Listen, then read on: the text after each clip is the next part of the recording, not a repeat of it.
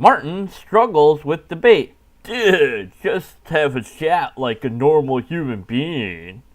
Ah, yes, it's been quite some time since I've seen good old Martin Struggles appear anywhere on my channel. He asked me if I want to debate atheism. Not sure what that means. And he asked it on my video about Sargon? Really weird, but okay, sure. So I went on a video of his and I said, yeah, tweet at me or email me, which he didn't do, but I did check his channel to see if he'd seen what I'd said, and he did see it and told me to tweet at him. Oh, okay, so I did. So I love debate and I love logic, and I'm a stickler for how those things should be managed. They should be managed with care and with concern, and one should do their best to present a coherent debate for the audience as well as for each participant. As such, there's a pre-debate procedure that must take place. And I've had success with this in the past, and sometimes I've had, well, this mess. I thought it was pretty straightforward. I asked what the question at hand would be, what type of dialogue, how much time we would have for their opening, how many rebuttals, and what words might need to be defined.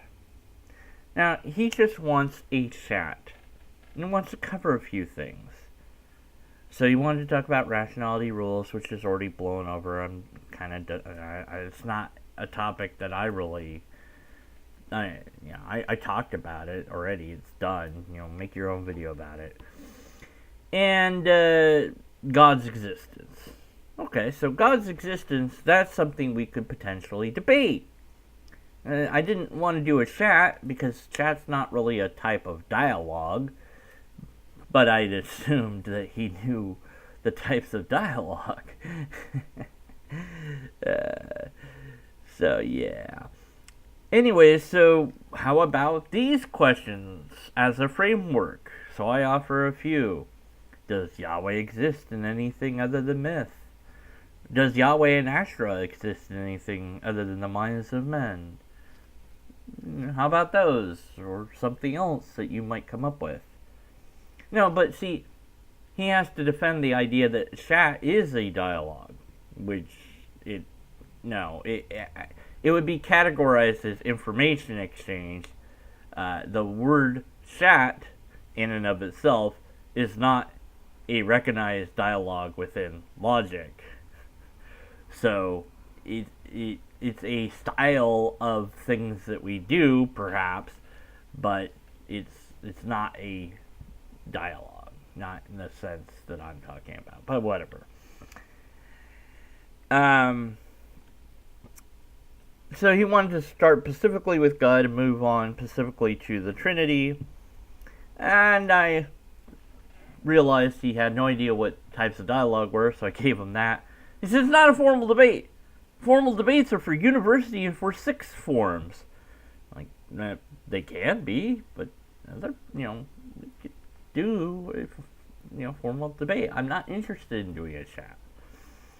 I want to do a debate, because you asked me to debate, so let's debate.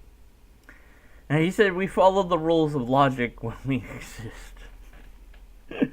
Well, I guess that's technically true, but that's not really how I would put it. But alright. But I love this. This really, for me, highlights Martin's complete non-understanding of logic. The mere use of the word is a use of logic. A chat, therefore, is inherently logical. What? Not if you're performing logical fallacies in the chat, so it wouldn't be. And then uses of words are not logical in and of themselves because the words would have to be coherent, so there's multiple problems with that. Oh, he said the word is twice. I don't care about that. That's fine. I mean, that happens. No big deal. But no, a chat is not inherently logical. That would mean both people would both have a logical presentation, which means there's a stalemate. So, okay, we're going to talk about the existence of God, but since we're both being inherently logical, then both people are logical. There both exists and doesn't exist a God. Because that's logical, I guess. It can be whatever I want to call it, though. I want to call it a debate, and either you're agreeing to the pre-debate rules and setup or not. I mean, which is it going to be, Martin? Do you want a debate or do you not want a debate? Because you said debate, so that's what I'm trying to set up here. He said, whatever you want the terms to be. Oh, really? I already presented, like, just 4 basic questions that kind of needed to be resolved before anything else, you know? And what's the question at hand? What type of dialogue is it? How much time does each person have? So he said, the existence of the most blessed Trinity. Oh, it's the most blessed. Now, last time he said it, it wasn't the most blessed, so it did get bigger now. It should be pretty clear what category that fits into. I don't think you understand what category is, and I don't think you looked at the type of dialogue chart that I linked you. But, okay. So, you want me to pick the category of dialogue, then? Yeah, so, okay, we're gonna do inquiry. He thought that he'd be fine with that. But see, I could have just gone and gone on, I guess he wanted me to go on his channel, and said, okay, so you agreed to do inquiry dialogue, correct? And him knowing that I have, proof that he kind of agrees to that by saying, I'm sure I'll survive. I mean, I guess that's an agreement. And just said, okay, great. So, obviously, you understood what inquiry dialogue is all about. So, we're all waiting with bated breath here on the edge of our seats. Go ahead and prove God by showing it exists. Just show God. Something that skeptics and atheists have been asking for, well, ever. The thing is, though, I'm a firm believer in the truth. I consider my duty to be to the truth. So I explained to him what exactly inquiry dialogue would entail for his side. That he would have the full burden to demonstrate, to show God. Something that we could see and or test. Within inquiry dialogue, the whole point is to find and verify evidence. And because arguments are not evidence, he would have to just show us God. So I explained all that to him.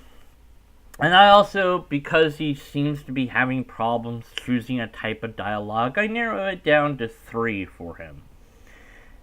I'll say what springs to mind, he says. Wow. Wow. So, I'm actually putting forth an effort to pre-debate setup. But he's just not into it. He just doesn't want to do that. So, I said, do you want to do a debate? Answer with yes or no. Choose one and let me know at the start. Choose one what? At what? Like, what? What are you even talking about here? Like, are you reading what I'm writing, Martin? So, then I gave him a simple binary choice. Do you want to debate? Yes or no? Yes! You need to choose. Stop trying to make power moves before the debate. No, this is nothing about power moves. We're not even... This is pre-debate. It's just, what's the debate gonna be about? What is the question? I'm giving you the control of setting up the question, of setting up the type of dialogue, of setting up the time frame. And you just want to hand me the win by giving me the power to choose all that? Well, then it's going to be inquiry dialogue, and I automatically win because I know that you have nothing to show because there isn't a God to show. Or if there is, you can't show it because it's not a thing that you can show due to reasons. So I try to explain that to him again. He just says, present me an idea of what you want. So I did. I gave him an outline. I said, okay, so fine. Here's a possible framework. Does Yahweh and Astra exist in anything other than the mind of humans? The type of dialogue is persuasion. We both get 10 minutes, 2 rebuttals each, both at 10 minutes, and 1 closing each at 10 minutes. We would, I think, define the word minds to be brains of humans. The ability of humans to think is our mind. It's not, in my view, anything other than the brain, but maybe he has a different view that he wants to be known for the audience. And if he wanted changes to any of that, then what changes would those be? Maybe he doesn't like how the question's worded.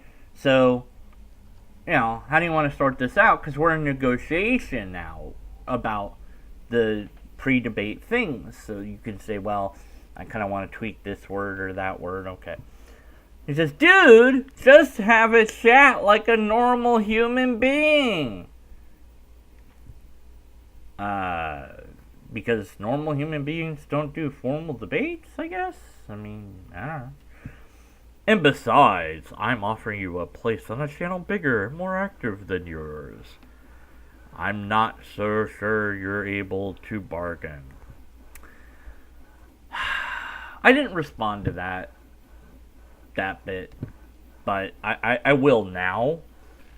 I don't care. It's not important to me to be on a big channel, to have more views or whatever. I don't care.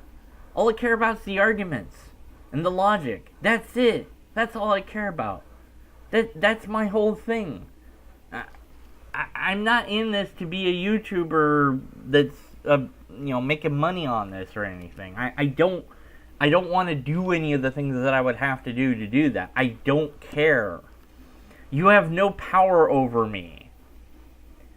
Yeah, I'm able to bargain, because I'm not going to be playing by your rules. I'm only going to be playing by the rules of logic, because you wanted to do a debate, but you really don't want to do a debate. You just want to do a chat, because, well, I don't know why but...